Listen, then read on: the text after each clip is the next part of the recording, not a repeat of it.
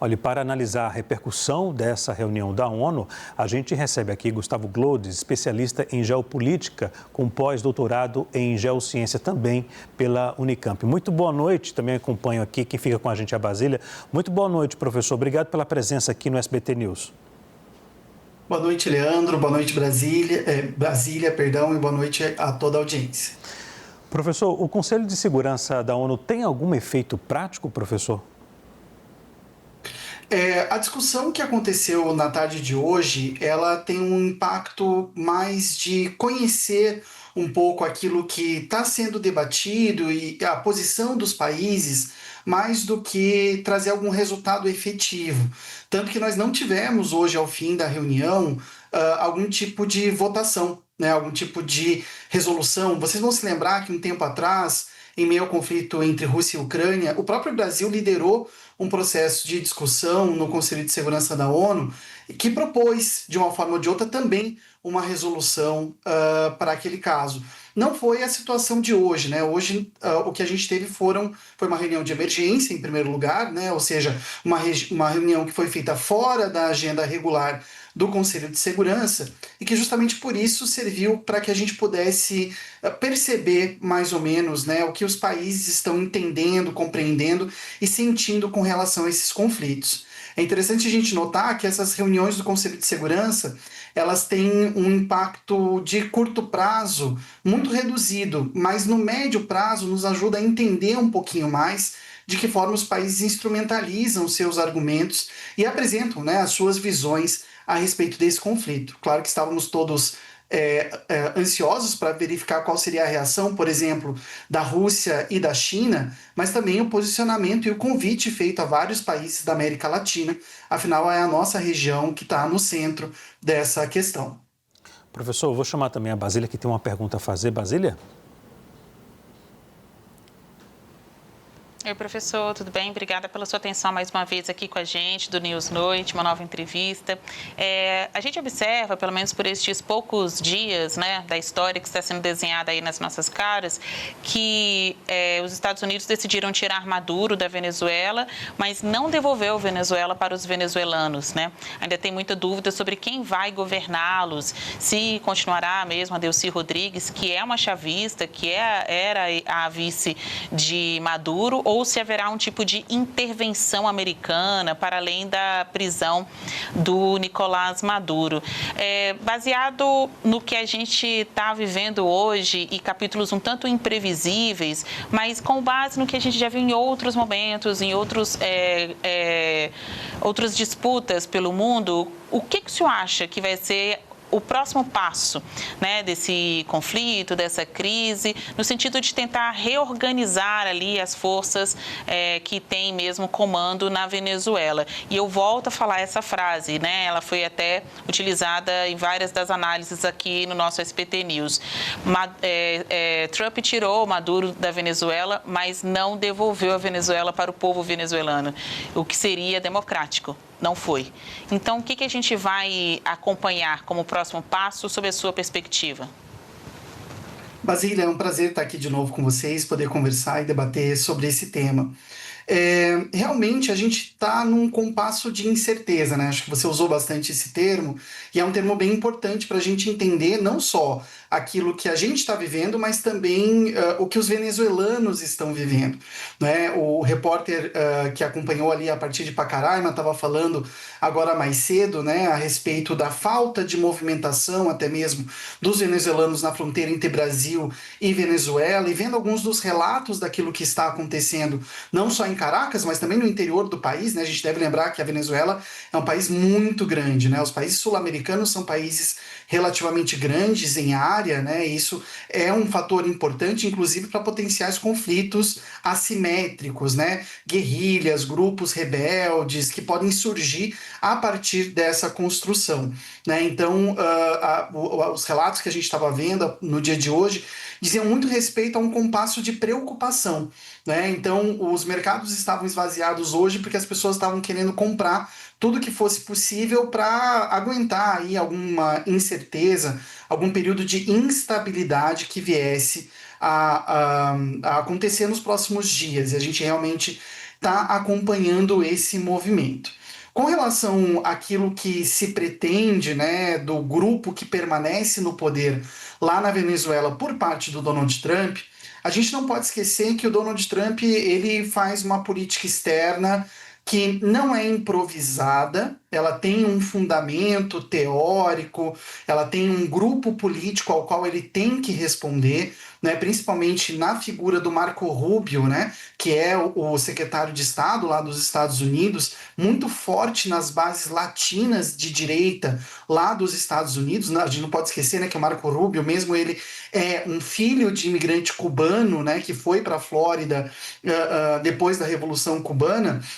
Então, a gente está lidando de uma forma ou de outra com uma política externa que tem uma base ideológica, mas também tem uma base de relações de poder militar e econômico muito importante. Né? O Donald Trump, quando ele assumiu no primeiro mandato dele, ele fez um discurso em que ele estabelecia a sua regra de política externa, né? Que é o discurso conhecido como discurso do America First, né? Ou América em primeiro lugar, que é esse termo, né? Que ficou muito marcado no primeiro mandato dele. E ele falava que a política externa que seria executada pelos Estados Unidos a partir de então seria uma política externa marcada por um realismo de princípios. Ou seja, existe de uma forma ou de outra, existem esses pressupostos teóricos de supremacia americana, de controle sobre essa construção geopolítica americana, que é o hemisfério ocidental, considerando as Américas, né, como uma área de predominância dos Estados Unidos, mas também ajustes a serem feitos, ajustes bem pragmáticos, como aqueles que ele fez com o Brasil durante o período lá do tarifaço no ano passado.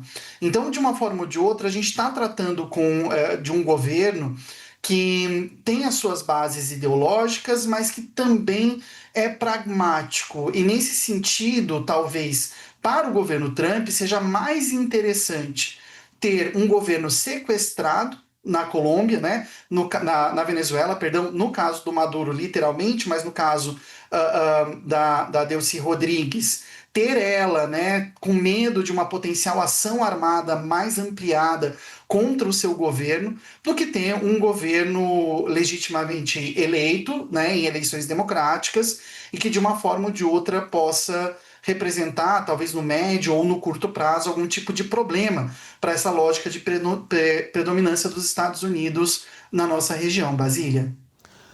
Agora, professor, voltando a falar sobre a ONU, né, o Conselho de Segurança da ONU, desde a invasão ao Iraque, professor, em 2003, que o Conselho ele não é respeitado, né? Perdeu a função. Leandro, a gente poderia fazer uma linha do tempo, talvez, né? Partindo de 2003, e aí nós vivenciamos, né, esse momento, mas acho que é importante lembrarmos, né, o que aconteceu em 2003. A gente teve uma acusação também sendo realizada pelos Estados Unidos a respeito de uma ligação entre grupos terroristas e o regime do Saddam Hussein lá no Iraque. E esse elemento dessa ligação, que nós chamamos de nexo securitário, ou seja, você ligar uma questão de segurança nacional a um fenômeno que normalmente não está relacionado a isso, nesse caso do Iraque, o terrorismo transnacional, mas no caso da Venezuela, a atuação de gangues criminosas transnacionais que tem como fonte de financiamento o tráfico de drogas, é um movimento que vem se expandindo desde 2003.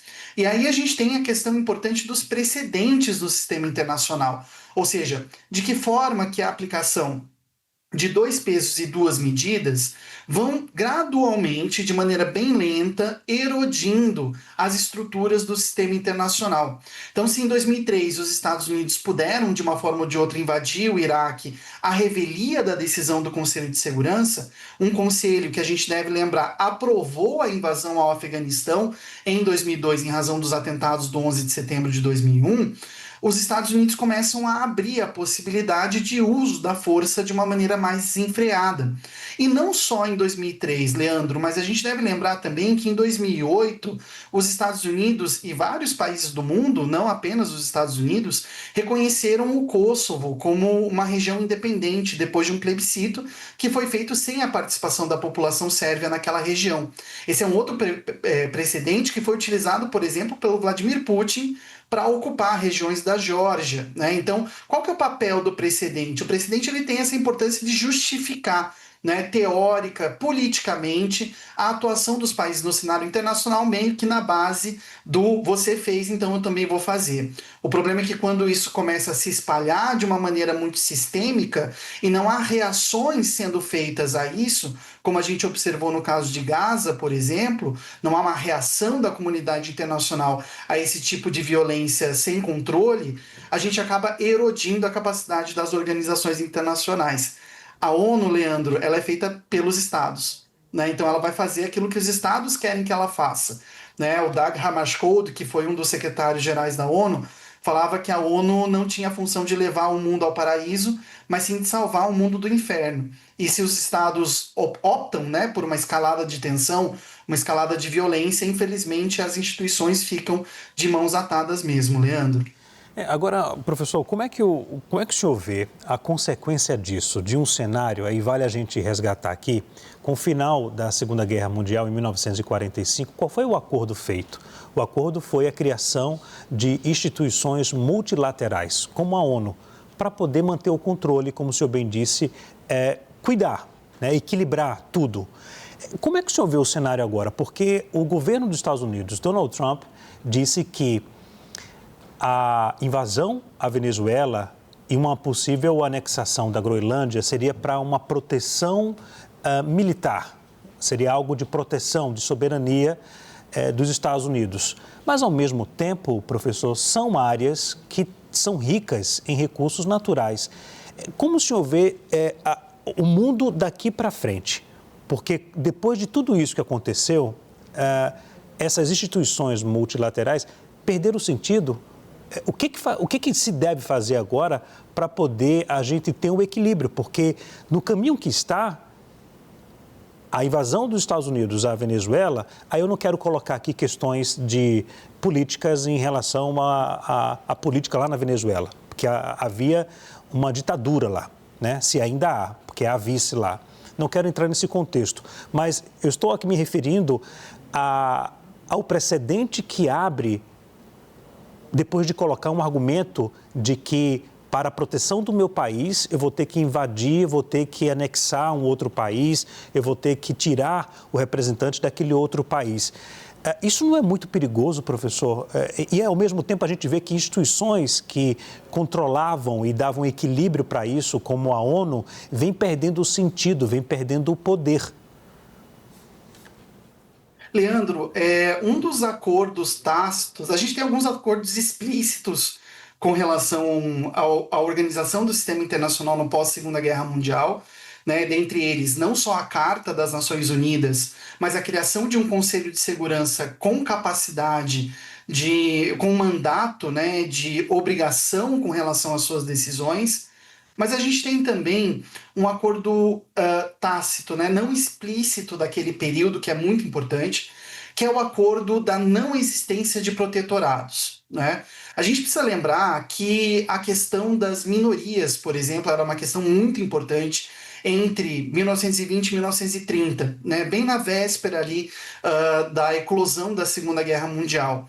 E muito da motivação para a invasão por parte da Alemanha de outras regiões ali no entorno, né, seja a Holanda, seja a Bélgica, seja a área dos Sudetos ou até mesmo a Polônia em 1939, se deu de uma forma ou de outra com a justificação de anexação de regiões necessárias à segurança do povo alemão, né? Depois da Primeira Guerra Mundial, a questão da autodeterminação dos povos se tornou algo muito relevante no sistema internacional.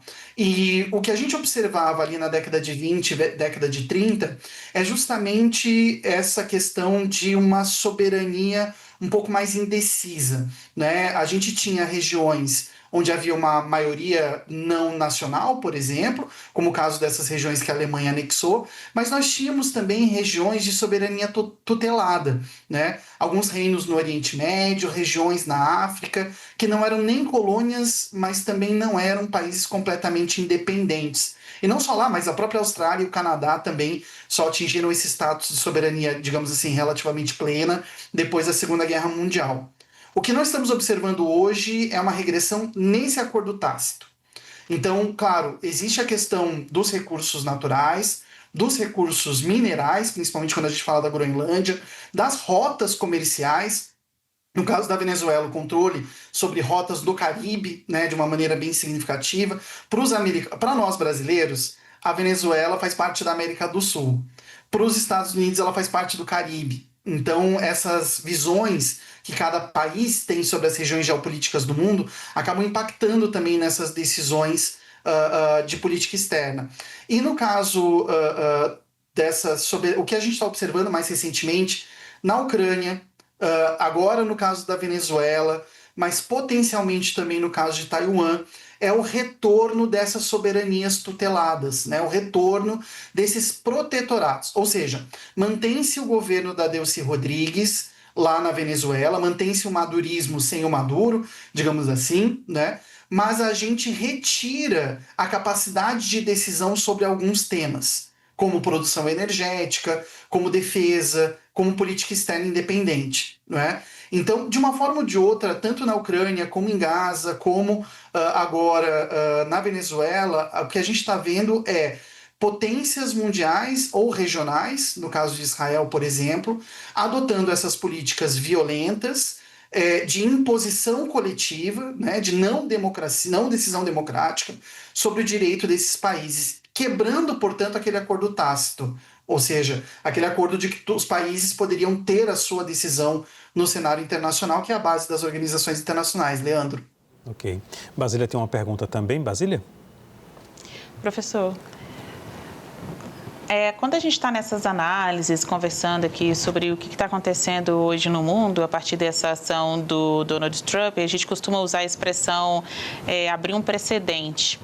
E à medida que a gente segue na cobertura e os senhores especialistas vão colocando detalhes, né, completando esse quebra-cabeças, até puxando o histórico, né, a gente vê que estamos abrindo precedentes, né, bem no plural mesmo. Então, é óbvio que é um precedente falar que um presidente de um outro país pode aterrissar, junto, né, sua força de segurança pode aterrissar num país alheio e capturar o presidente titular, porque queiram, reclame ou não da forma com que Maduro foi eleito, ele era o presidente daquele país, né? E ele foi capturado, levado para fora da sua nação. Este é um precedente perigoso, afirmam as fontes de oposição, as fontes de governo. Não dá para dizer que isso não vai gerar repercussões nas relações entre outros países.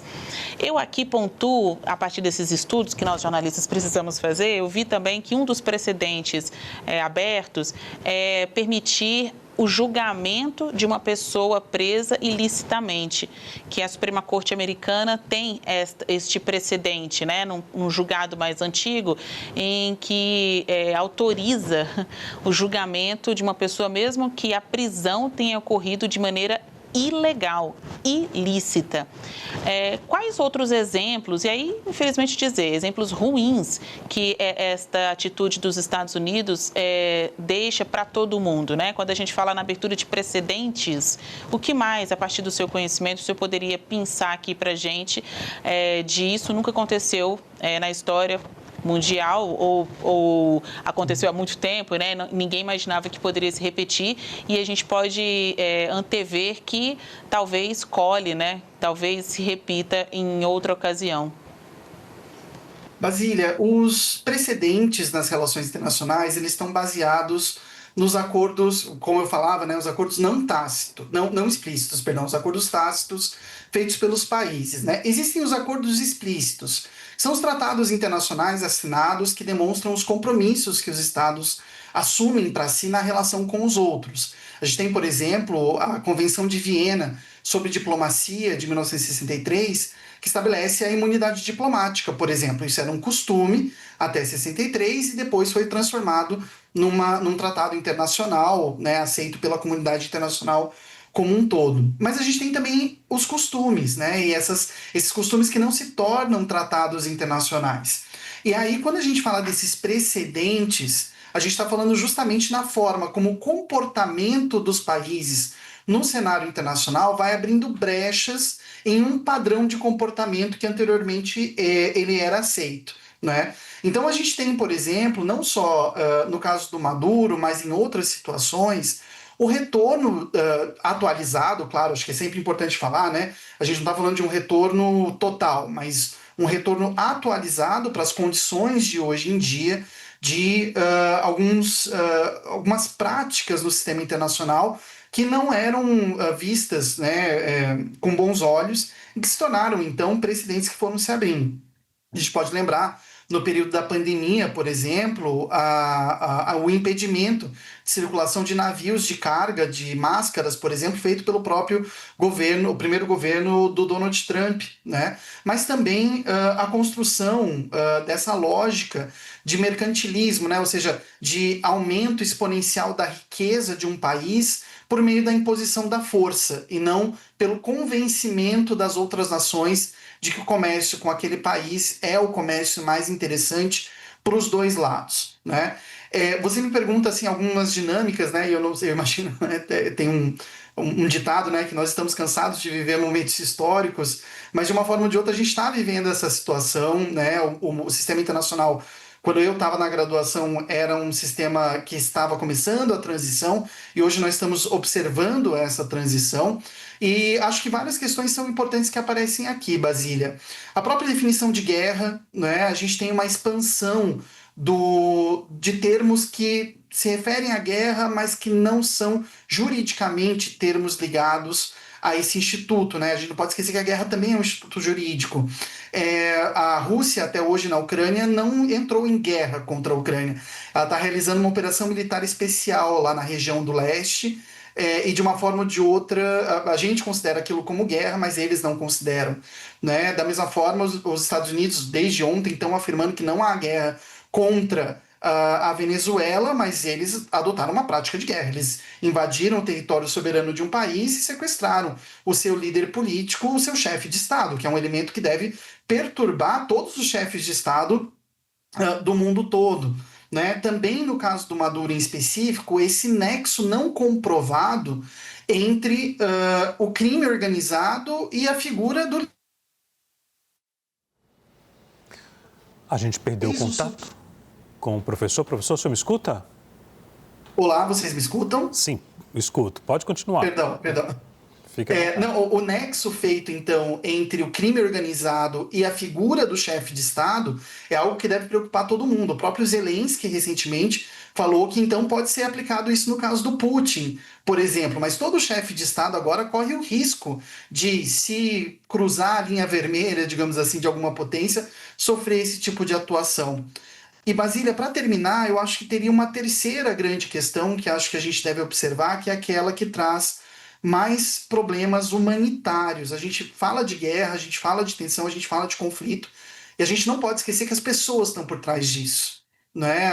As 8 bilhões de pessoas que temos nesse planeta estão sofrendo a consequência disso, e um retorno muito preocupante que a gente anda vendo são as missões de punição coletiva, né? As ações de punição coletiva, ou seja, quando um povo inteiro ou uma população inteira é submetida a algum tipo de violência, algum tipo de constrição por parte de um Estado de forma assimétrica em razão de um objetivo político, né? De uma forma ou de outra, a gente observa isso acontecendo e se espalhando no cenário internacional de maneira bem preocupante, e algo que deve preocupar todos nós, não só durante as eleições, né, que esse ano a gente vai ter eleições em vários países do mundo bem importantes, mas também com relação à nossa condição. Nós poderíamos ser alvo dessa punição coletiva, a depender aqui no Brasil também, né, a depender da posição errática, né, dos governos do mundo.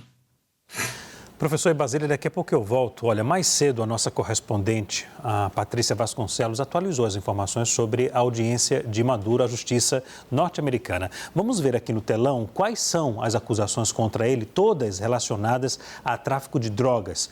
Primeiro aqui, a gente vê a conspiração narcoterrorista, isso segundo a denúncia feita pelo Departamento de Justiça norte-americano, conspiração para a importação de cocaína, posse de metralhadoras e dispositivos destrutivos e conspiração para a posse de metralhadoras. Não, está repetido, aqui não.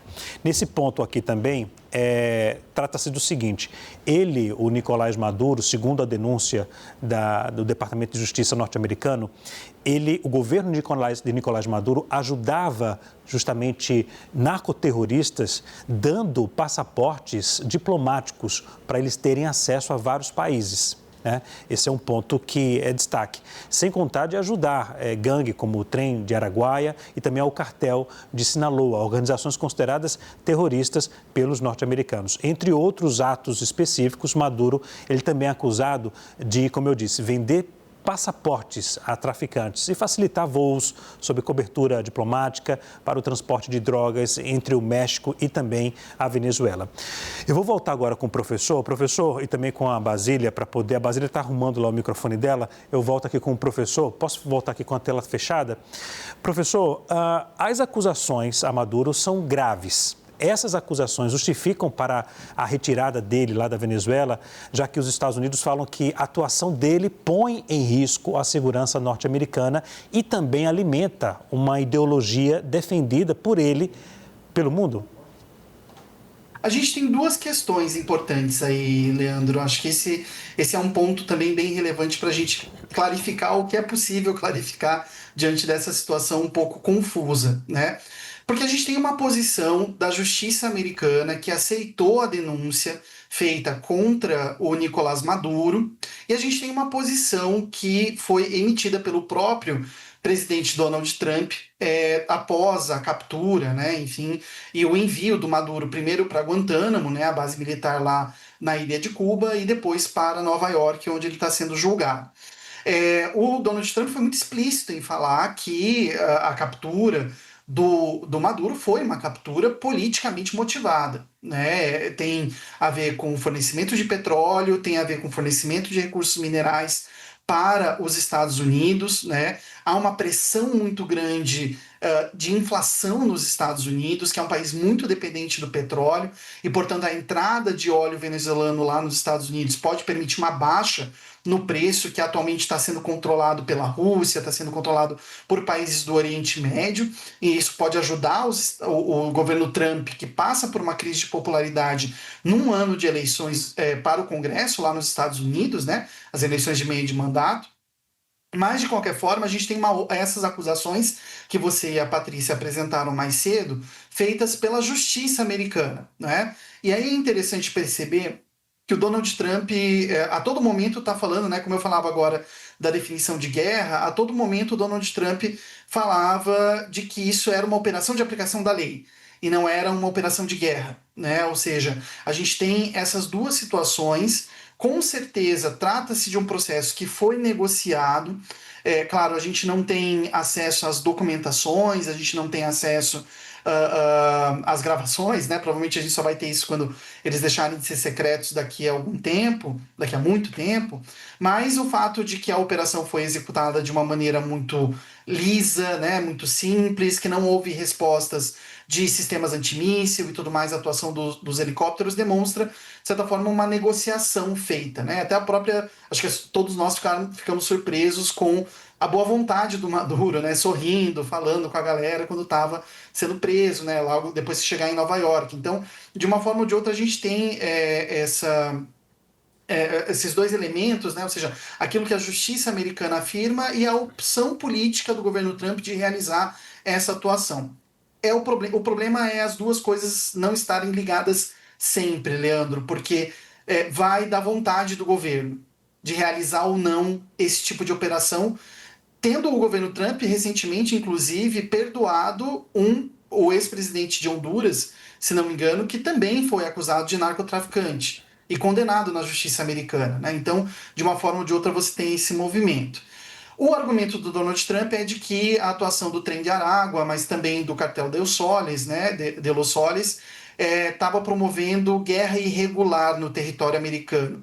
E isso tem tudo a ver com a militarização que ele anda fazendo da política interna nos Estados Unidos, né? Envio de tropas. A gente fala muito do ICE, mas ele tem enviado tropas federais também para várias regiões dos Estados Unidos, e essa afirmação de que os Estados Unidos vivem hoje em guerra em razão desses grupos narcotraficantes, né? Então, há uma conexão, Leandro, mas o fato de depender se o presidente quer ou não quer torna a coisa muito perigosa e muito volúvel, né? E o que as regras internacionais criaram depois da Segunda Guerra Mundial é uma lógica de previsibilidade. E talvez seja esse o grande problema que a gente está enfrentando agora. Nas redes sociais, a gente acompanha muita gente falando, ora, quem é contra a atuação do governo norte-americano está dizendo que o povo venezuelano tem que realmente sofrer, etc. e tal. Muito comentário assim. É bom a gente deixar e separar aqui bem, porque lá na Venezuela, a situação lá não é boa. A economia lá não está boa. Eu falei ontem aqui, vou repetir, o salário mínimo lá não dá para comprar uma pizza e um refrigerante, para vocês terem uma ideia. Um entrevistado que está lá em Caracas, nosso, disse que o salário de um juiz de um tribunal federal é no valor de $100. $100 corresponde a 500 e alguma coisa. A realidade lá não é boa. A realidade da imprensa lá também não é boa. Não tem liberdade de imprensa naquele país, né? E a contradição é tão grande que lá na Venezuela, com um salário mínimo que não dá para comprar uma pizza nem um refrigerante, o crescimento da Venezuela em 2025, você sabe quanto foi? Foi de 6%. 6%. Isso segundo a ONU. Do Produto Interno Bruto. Só para vocês terem uma ideia, o crescimento do Brasil foi 2,5%. Lá, 6%. É muito alto por causa do petróleo. Cadê essa riqueza? A riqueza não está na sociedade. Agora, o que a gente questiona, um ponto que a gente questiona é o seguinte, qualquer país pode entrar em outro país e retirar um representante? Vamos supor, se um outro país fala, o Brasil não está cuidando bem da Venezuela, o Brasil não está cuidando bem da Amazônia. E aí? Nossas terras raras, minerais raros que nós temos aqui no Brasil, né? E como é que fica? Um país falou isso e pode questionar, se não cuidar, vamos questionar. Tem que haver um certo limite, tem que haver, porque senão a gente vai voltar àquele cenário lá atrás, antes de 1945, né?